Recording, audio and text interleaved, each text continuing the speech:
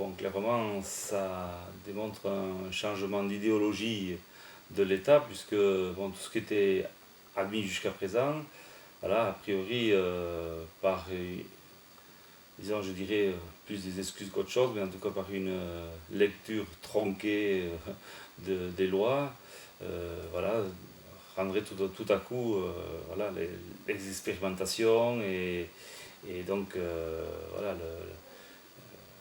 l'appui, l'aide qui est apportée, le travail qui est fait au sein de l'OPLB et donc au sein de l'éducation nationale. Donc voilà, ça clairement change complètement la donne, puisque tout d'un coup, ces expérimentations ne seraient plus possibles du fait de toujours l'article 2 de la Constitution, fameux là, qui abrite beaucoup de choses. L'article 2 de la Constitution, il existait déjà pour les autres classes immersives qui ont été créées. Donc quel est l'argument juridique ou pseudo-juridique qu'on vous a donné Non, sur ce il n'y cas? a rien de plus. En fait, c'est vraiment une lecture tronquée, hein, puisque effectivement, l'article 2 de la Constitution dit que donc, la langue de la France est le français, mais là aussi, la loi française permet ces expérimentations, puisqu'elles ont été mises dans ce cadre-là, donc au sein de maintenant, je crois, 38 ou 39 écoles publiques et confessionnelles, sans parler de CHK. Ça remet vraiment en cause tout le système éducatif local, qui est vraiment voilà, pilote, je dirais, et qui est perfectible, puisque voilà, cette expérimentation permet en fait l'immersif complet des 3 premières années, y compris dans les écoles publiques. Et là, effectivement, ça met en balance tout le système, quoi. Dans le courrier que vous avez adressé, donc Paco et toi, au ministre, vous mettez en avant le fait que derrière les classes immersives qui sont en danger, c'est quelque part le renouveau de l'Euskara qui est en danger, puisque le renouveau de l'Euskara venait des jeunes générations, ou en tout cas le frein au déclin de l'Euskara venait des jeunes générations. Or, les jeunes générations, on sait très bien qu'elles sont en grande partie éduquées dans ces classes immersives, privées et publiques. Donc, est-ce que tu peux nous, voilà, par rapport à cet enjeu-là qui est important, est-ce que tu peux nous présenter, préciser les choses? Oui, oui, donc la dernière enquête sociolinguistique de 2016 donc faisait apparaître fait que voilà, les jeunes générations, hein, en passant la tranche d'âge de 16 ans, donc intégrer, je dirais, entre guillemets, voilà, le monde adulte, et que effectivement les pertes qui se faisaient dans les anciennes générations étaient reconquises, ou en tout cas permettaient de ne pas avoir de perte de locuteurs. Donc voilà, c'est très très important, c'est vraiment très grave ce qui se passe, parce que voilà, c'est la politique linguistique qui est indispensable, et puisque les langues régionales font partie du patrimoine des langues françaises, je pense que la France s'honorerait aussi à, à véritablement avoir une politique pour les langues régionales. Euh, Ici, clairement, voilà, nous sommes en avance, nous sommes pilotes, nous sommes regardés par d'autres régions. On voit ces derniers jours que les Corses aussi veulent s'en inspirer. Et voilà, j'ai l'habitude de dire que c'est parce que nous sommes petits que nous sommes arrivés à avoir effectivement ces résultats. Parce que voilà, hein, il y a trois piliers qui portent une politique socio-linguistique. Donc, un de ces piliers-là, c'est l'appétence de la société. Euh, et donc le portage politique, c'est un peu lié, puisque voilà, lorsque la société souhaite quelque chose, le milieu politique aussi, bien sûr, le porte. Nous ici, nous avons ces deux piliers qui sont vraiment costauds. Et si, voilà, si à l'avenir il n'est plus possible de fortifier l'acquisition du basque par les jeunes générations, ça va être vraiment problématique. Alors, on peut se contenter d'un bilinguisme dans les écoles, mais donc là, l'enquête qui a été menée par l'éducation nationale et qui nous a été rendue le jour où ils nous annonçaient que l'immersif s'arrêtait, en fait, on se demande si c'est pas lié, parce que justement, ça donne d'excellents résultats pour l'acquisition du français, parce qu'il ne fallait pas fallait pas que ça porte tort aux Français. C'est prouvé, ça porte pas tort aux Français, et c'est même mieux que ça permet une meilleure compréhension du français. Et ça ça ne porte pas tort aux maths non plus, puisque là aussi, ça donne de meilleurs résultats. Donc voilà, on dirait que ces bons résultats d'enquête, ce qu'on veut se louer, c'est qu'effectivement, l'éducation nationale locale a vraiment travaillé le sujet en toute transparence. Et donc ça il faut le souligner. Mais il est évident que ces nouvelles décisions, ces nouvelles orientations viennent de plus haut. Et voilà, c'est vraiment regrettable, mais est-ce que c'est lié ou est-ce que c'est par ignorance?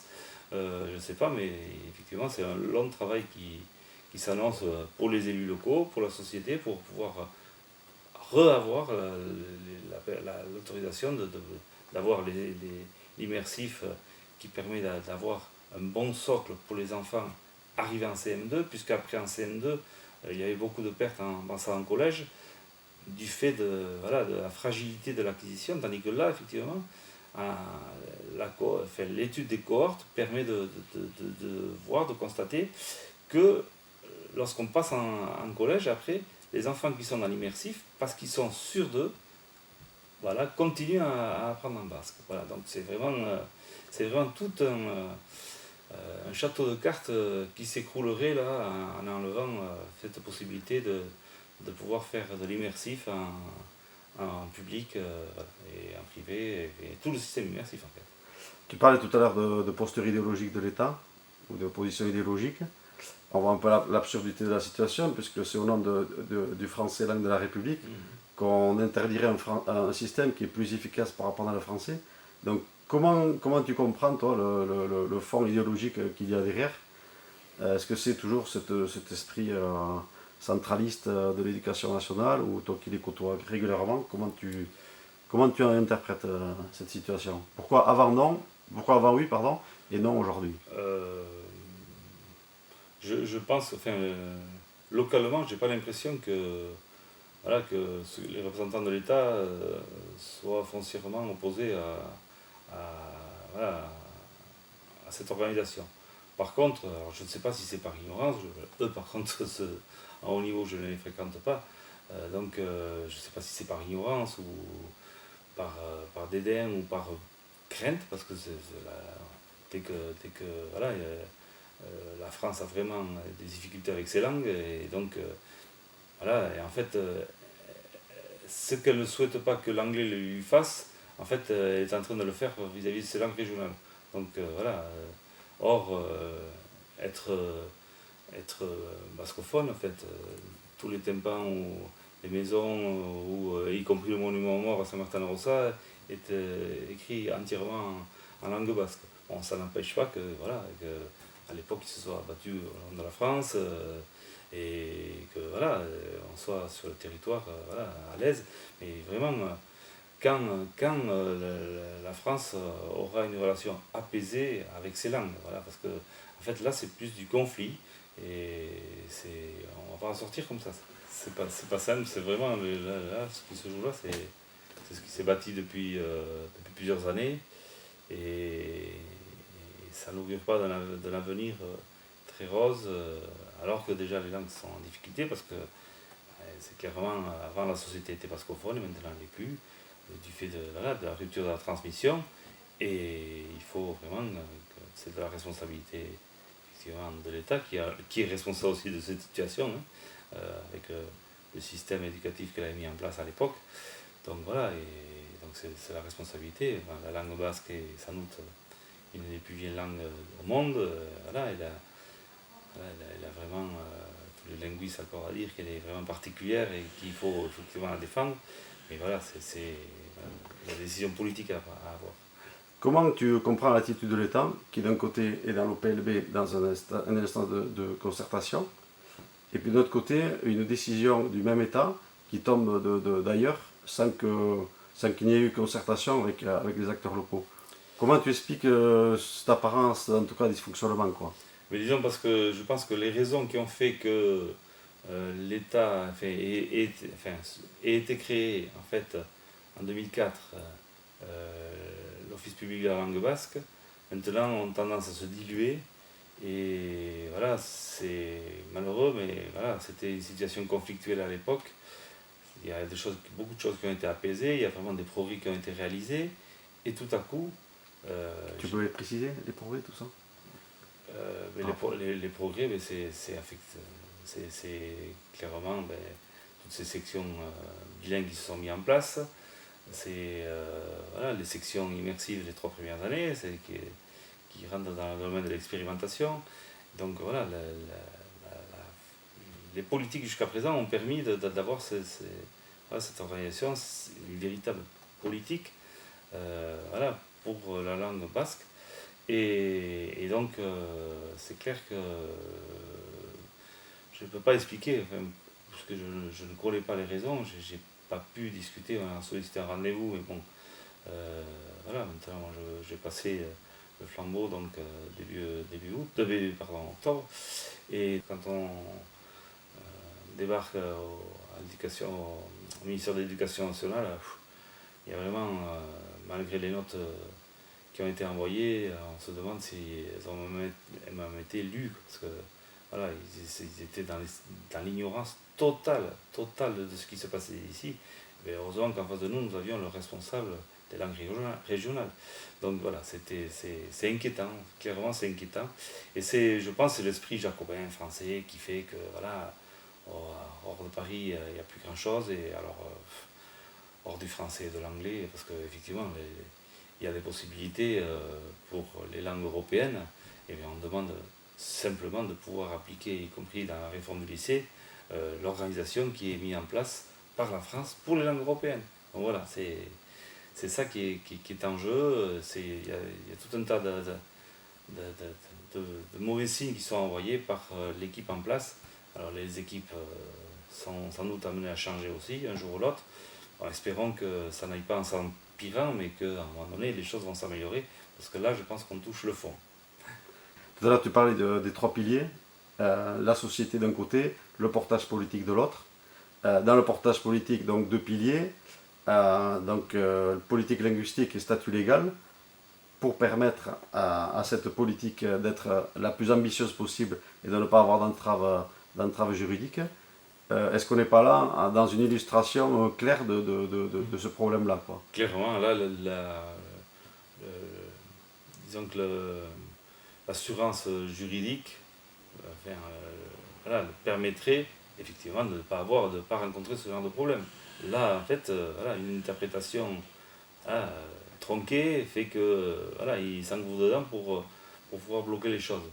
Mais voilà, d'où l'intérêt effectivement que juridiquement on puisse voilà, s'assurer que d'une année sur l'autre, tout ne soit pas remis en cause. C'est pas comme ça qu'on bâtit une politique, et c'est pas comme ça qu'on a une société apaisée, quoi, voilà. Et donc voilà, moi j'en rêve qu'on travaille sans avoir peur du lendemain, que voilà, en octobre de cette année, qu'on n'ait pas peur de septembre l'année après. Donc voilà, c'est vraiment, c'est complètement anormal. Et, voilà, et d'ailleurs en matière d'économie aussi, ce qui crée problème, ce sont voilà, ces instabilités, donc voilà. Et en matière de politique linguistique aussi, c'est le même cas. Voilà, lorsque les choses sont connues d'avance et tout ça, ça permet d'être beaucoup plus efficace.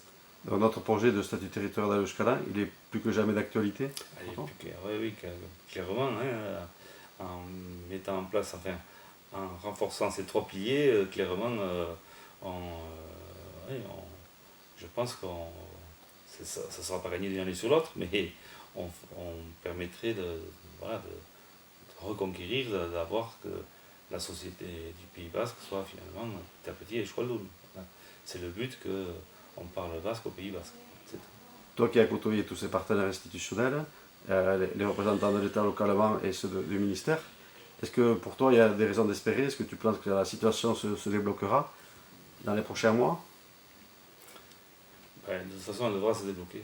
Ça, c'est clair qu'elle devra se débloquer. Je ne sais pas s'ils mesurent en fait en haut lieu l'impact que ça a ici, et c'est clair que voilà, les politiques ne seront pas tombés, voilà, la société ne va pas laisser tomber. Donc voilà, mais avant d'aller au conflit, j'ose espérer qu'on va pouvoir avoir des réponses favorables sans avoir effectivement à avoir des problèmes sur notre territoire, quoi. Alors tu pars de l'OPLB, l'esprit tranquille? Ah ben, en fait, tout à fait, le temps a été court, ça a été sur 3 ans, et en fait il a fallu mener voilà, l'organisation de services au sein de la communauté Pays Basque, et faire en fait que les choses s'articulaient bien avec l'Office public de la langue basque, parce qu'il y avait des domaines qui étaient voilà, exercés sur l'Office public, qui maintenant sont passés à la communauté Pays Basque. Donc voilà, il a fallu organiser tout ça pour pas qu'il y ait de doublons, tout ça. C'est toujours dans un souci d'efficacité d'une politique publique, et c'est ce qui nous, enfin, c'est ce qui nous guide. Donc voilà, ça n'a pas été simple parce que voilà, on a fonctionné au sein de l'OPLB voilà, en sous-effectif. J'ai connu maintenant l'OPLB est complet. Je pars avec cette satisfaction-là. Voilà, le service est complet, mais voilà, depuis le début, voilà,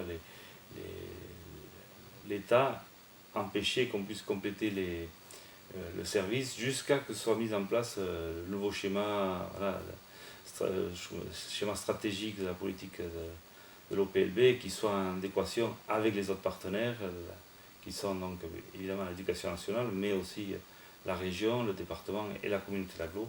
Le plus gros travail a été mené avec la communauté d'agglo, puisqu'on est sur le même territoire et qu'effectivement il fallait voilà, qu'il n'y ait pas de doublons, que voilà, qu'on ne se marche pas sur les pieds, que voilà, toujours dans un souci d'efficacité.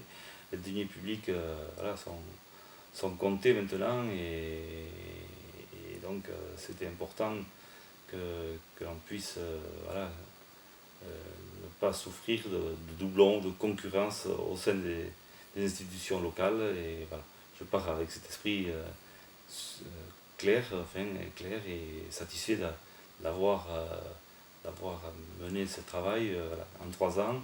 Je pense que ça a été c'était un travail difficile, fatigant, mais satisfaisant.